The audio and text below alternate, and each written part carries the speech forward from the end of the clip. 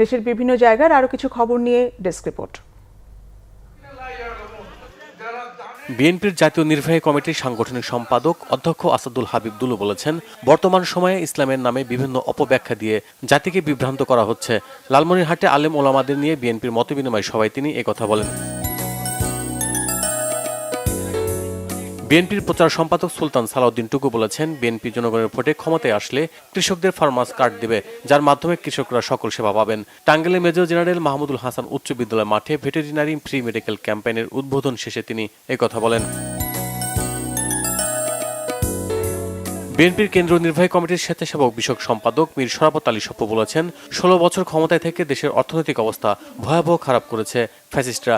মুন্সিগঞ্জের সিরাজদি খানের নিমতলা শিকদার মার্কেট এলাকায় বিএনপির ভারপ্রাপ্ত চেয়ারম্যান তারেক রহমানের রাষ্ট্র কাঠামো মেরামতের উপর ৩১ দফা কর্মশালায় প্রধান অতিথির বক্তব্যে তিনি একথা বলেন। বিএনপির ভারপ্রাপ্ত চেয়ারম্যান তারেক রহমানের ৩১ দফা তৃণমূলে পৌঁছানোর লক্ষ্যে পথসভা হয়েছে সুনামগঞ্জে। অর্ধ শতাধিক স্পিড বোট নিয়ে পথসভার উদ্দেশ্যে যাত্রা শুরু করেন সুনামগঞ্জ ১ আসনের বিএনপির মনোনয়ন প্রত্যাশী মাহবুবুর রহমান।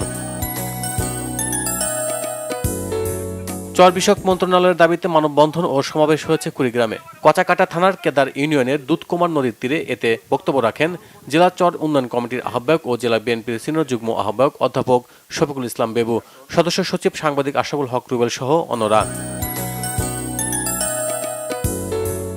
নদী ও সাগরে ইলিশ সহ সব ধরনের মাছ ধরার নিষেধাজ্ঞা বাস্তবায়নের লক্ষ্যে জেলেদেরকে চাল দেওয়া হয়েছে বরিশালে। মধ্যরাত থেকে শুরু হয় ইলিশ সংরক্ষণ অভিযান, চলবে ২৫ অক্টোবর পর্যন্ত। Bangla vision news desk.